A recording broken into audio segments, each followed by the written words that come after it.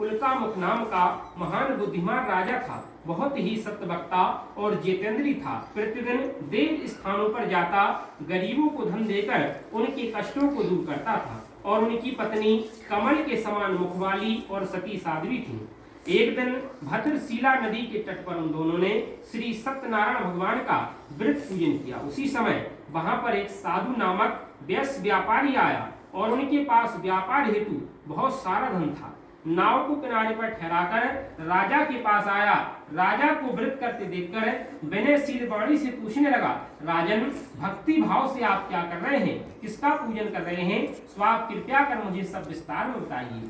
महाराज उल्कामुख ने कहा, साधु वैश्य, मैं अपने बांधवों के साथ पुत्र आदि की प्राप्ति हेतु सर्वशक्ति संपन्न महान शक्तिशाली सत्यनारायण भगवान का व्रत व पूजन कर रहा हूँ। राजा के वचन सुनकर साधु वैश्य ने आदर से कहा, हे राजन, मुझे भी इस व्रत का संपूर्ण वृत्तांत और समाचार सुनाइए, क्योंकि आपके कहे अनुसार मैं भी व्रत अवश्य करूंगा और मैं भी संतानहीन हूँ। मुझे पूर्ण विश्वास है इस व्रत को करने से मुझे भी संतान की प्राप्ति होगी। राजा से व्रत का सब विधान सुनकर व्यापार से निवृत्त हो वैश्य व्यापारी आनंद के साथ अपने घर गया और वैश्य ने अपनी स्त्री को संतान देने वाले व्रत का संपूर्ण वृत्तांत और समाचार सुनाया और कहा कि जब हमारे यहाँ संतान होगी तब हम इस व्रत को अवश्य करेंगे। साधु ने ऐसे वचन अपनी स्त्री लीलावती से कहे। एक दिन साधु की स्त्री लीलावती पति के साथ आनंदित हो सांस्कृतिक धर्म में प्रवृत्त होकर भगवान की कृपा से गर्भवती हो गई और 10वें माह उन्होंने एक सुंदर कन्या को जन्म दिया।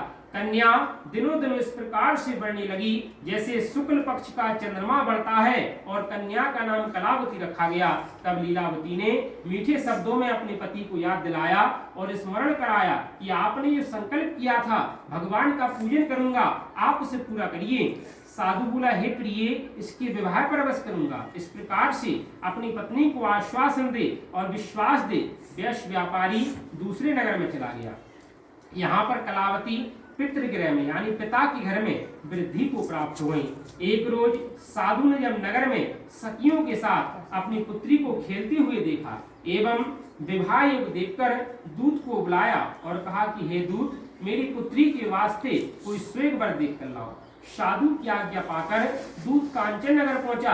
वहां पर बहुत देखभाल कर लड़की के लिए श्वेत लड़के को ले आया। उस श्वेत लड़के को देखकर साधु ने अपने भाई बंधु सहित परिवार वालों सहित प्रसन्नचित्त हो अपनी पुत्री का विवाह उसके साथ कर दिया।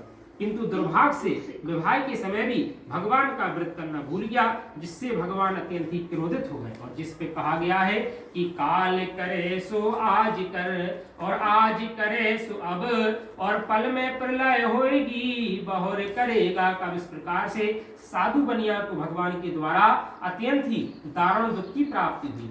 अपने कारण कुशल साधु बनिया जामाता सह नाभु को लेकर व्यापार करने के लिए समुद्र के समीप स्थित रतनसार नगर में गया।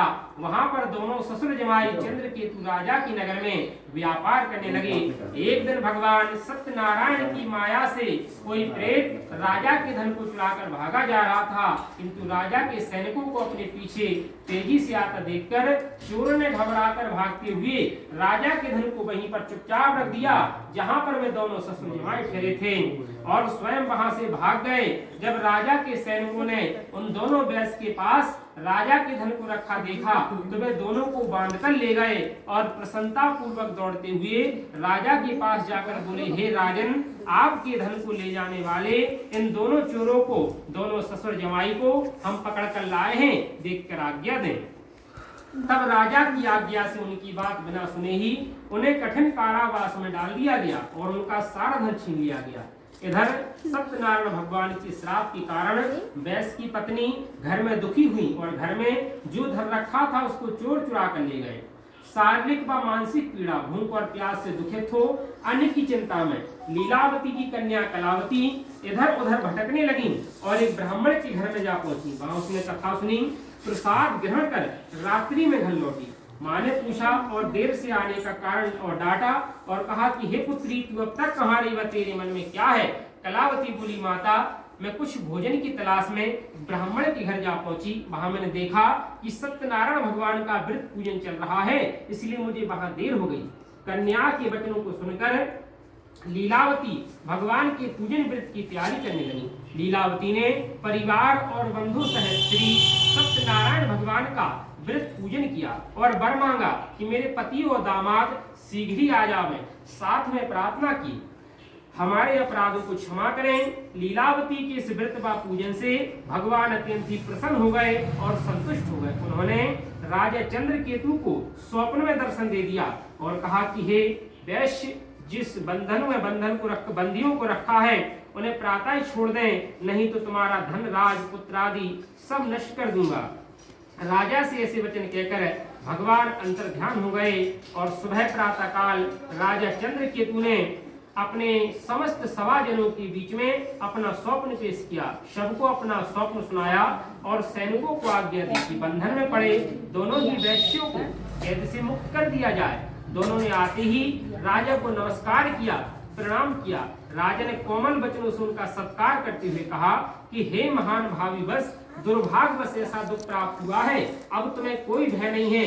ऐसा कहकर राजा ने उनसे जितना धन लिया था उससे दूना धन दिया, स्नान आदि करवाए, हजामत करवाई और दोनों ही वैश्यों को नए नए वस्त्र आभूषण पहनाए और दूना धन देकर दोनों वैश्यों को आदर सहित विदा कर दिया।